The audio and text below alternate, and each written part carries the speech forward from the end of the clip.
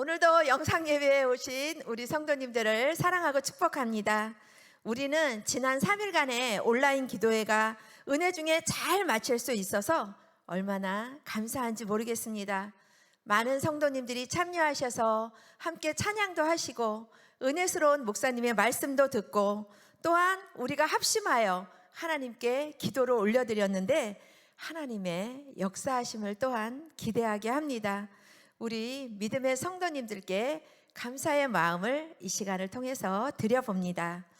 먼저 좋은 글이 있어서 함께 나누어 보려고 합니다. 제목은 행복한 사람입니다. 너는 정말 행복한 자이다. 너처럼 여호와의 구원의 은혜를 입은 자가 어디 있느냐. 나는 내 방패와 칼이 되어 너를 지키고 내게 승리를 줄 것이다. 원수가 내 앞에서 굴복할 것이며 내가 그들로부터 승리할 것이다. 주님, 저는 정말 행복한 사람입니다. 그 어떤 것도 저를 주 예수 그리스도 안에 있는 하나님의 사랑에서 끊을 수 없습니다. 어떠신가요? 주님의 자녀 되심이 정말 행복하신가요? 오늘 말씀을 통해서 우리가 함께 은혜 받는 시간을 갖고자 합니다.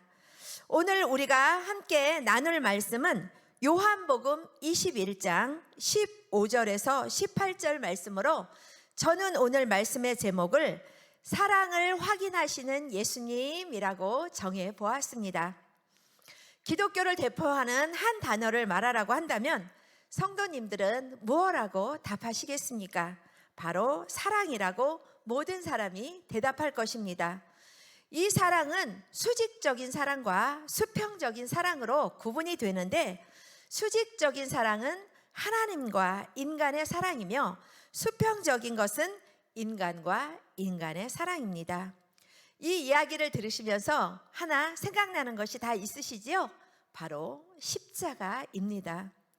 인간과 인간의 사랑을 보면 부모와 자식 간의 사랑, 또한 부모와 부부 간의 사랑, 청춘 남녀의 사랑, 친구 간의 사랑, 또한 이웃 간의 사랑 등 다양하게 참 많이 있습니다.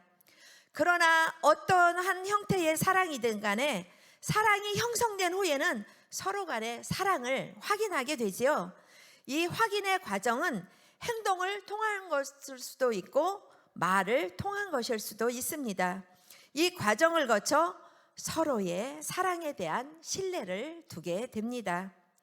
인간의 마음을 다 아시는 하나님께서 아브라함에게 독자 이삭을 바치라고 하신 것은 다른 어떤 이유보다도 바로 하나님에 대한 아브라함의 사랑을 확인하시기 위함이었습니다. 즉 하나님은 아브라함이 하나님을 경외하고 있는지 확인하고 싶으셨던 것이었습니다. 오늘 본문의 말씀에도 예수님께서 자기의 수제자 베드로에게 사랑을 확인하시는 특별한 이야기가 나옵니다.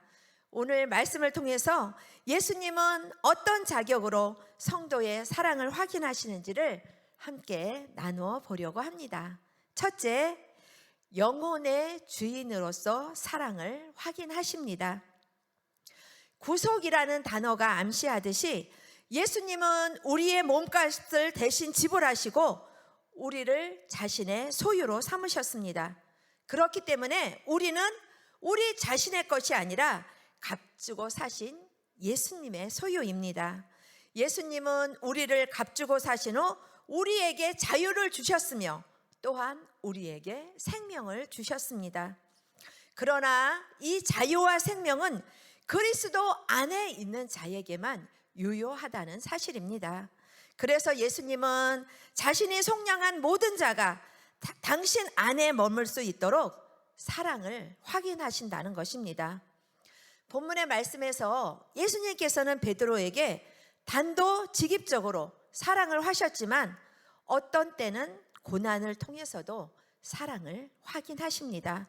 이러한 이유에서 히브리서 12장 8절에 보면 징계는 다 받는 것이거늘 너희에게 없으면 사생자요 친아들이 아니니라. 성도를 향한 예수님께서 사랑을 확인하시는 것은 우리의 주인으로서 당연한 권리입니다.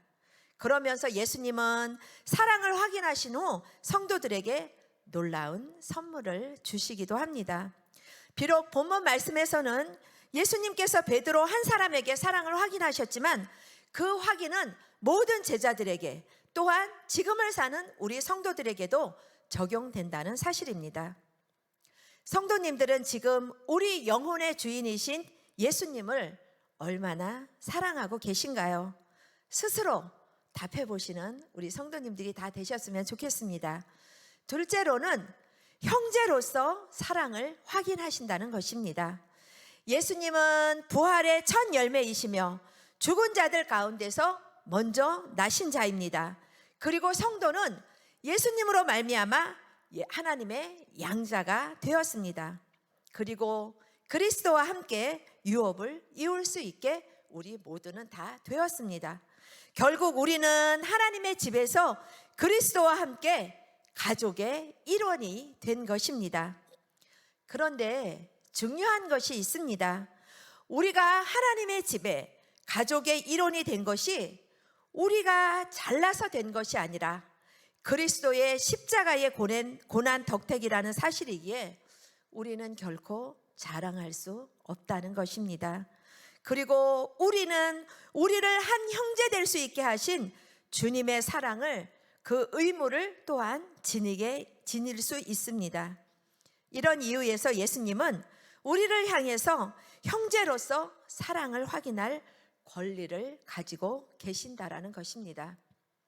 우리는 하나님의 집에서 가족의 일원이 되었다는 사실을 어떻게 느끼셨습니까? 예수님은 가족의 일원이 된 우리에게 끊임없이 사랑을 확인하고 계심을 우리 성도님들은 명심하시기 바랍니다. 셋째로, 친구로서 사랑을 확인하십니다. 유대인들은 메시아가 사람과 친구가 될 수 없다는 것을, 또한 친구가 될 수 있다는 것을 상상할 수도 없었습니다. 그리고 또한 선생과 제자가 친구처럼 된다는 것도 거의 있을 수 없는 일이었습니다. 그럼에도 불구하고 예수님은 제자들을 친구라고 말씀하신 것을 볼 수 있는데요. 요한복음 15장 13절 14절 말씀을 보면, 사람이 친구를 위하여 자기 목숨을 버리면 이보다 더 큰 사랑이 없나니 너희는 내가 명하는 대로 행하면 곧 나의 친구라. 구약 성경에서 친구 간의 사랑을 가장 잘 보여준 것은 아마 다윗과 요나단일 것입니다.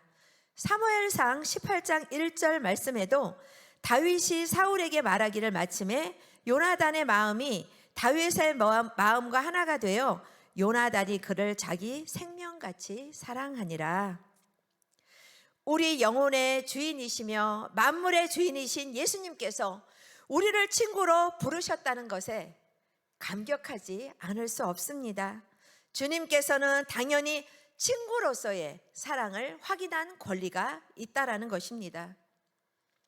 성도 여러분, 지금까지 우리 영혼의 주인으로서, 또한 형제로서, 또한 친구로서 사랑을 확인하시는 주님의 음성을 들으신 적이 혹 있으신가요? 그리고 그 확인에 얼마나 자신 있게 예라고 대답하셨는지요? 우리는 입술로만 주님을 사랑한다고 고백하지 말고 우리의 행함으로 그 사랑을 나타내어야 합니다. 베드로는 열정적으로 부활하신 주님을 가장 사랑한 사람입니다.